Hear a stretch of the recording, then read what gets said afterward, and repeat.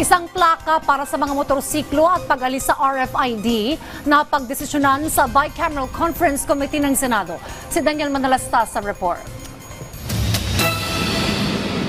Isang plaka na lang para sa mga motorsiklo. Ito ang napagkasunduan sa Bicameral Conference Committee hinggil sa panukalang pag-amyenda sa doble plaka law. Isa pa sa napagkasunduan, wala na ring RFID. Wala nang plaka sa harap, sa likod na lang. Kasi ang ano rito, we have about 9 million backed. Mas mabuti ng lahat may plaka kaysa po dalawa nga hindi mabigay. Sabi ni Senator J.V. Ejercito, nagkaroon ng problema ang LTO sa RFID at sapat na raw ang plate number. LTO themselves said that nagkakaroon ng problema with RFID yung pong pag-link. And at the same time, sabi nila yung plate number alone is enough for the enforcers to verify yung veracity and yung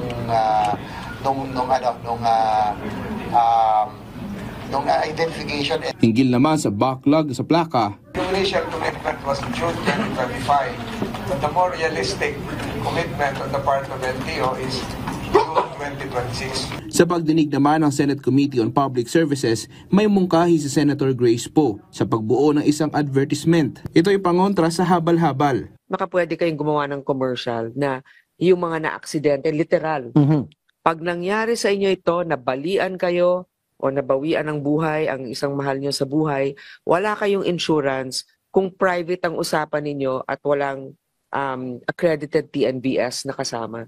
On the part po sa LTFRB, tutulungan po namin through DOTR. Kaya po namin makapag-gawa ng ganong klaseng infomercial, and then our players will help us disseminate it through our Facebook naman po. Inungkat din sa pagdinig ng komite ang issue sa discount sa TNVS. Tanong ni Senator Raffy Tulfo, bakit hindi na lang ipasalo ito sa TNCs? Yes, Mr. Chair, we're now drafting a memorandum circular which will be implemented this February, wherein all of the discounts will now be shouldered by the operator and by the owner of the app.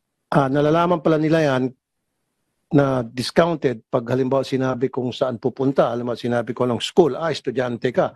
So mahirapan kang makakuha ng booking. Daniel Manalastas para sa Pambansang TV sa Bagong Pilipinas.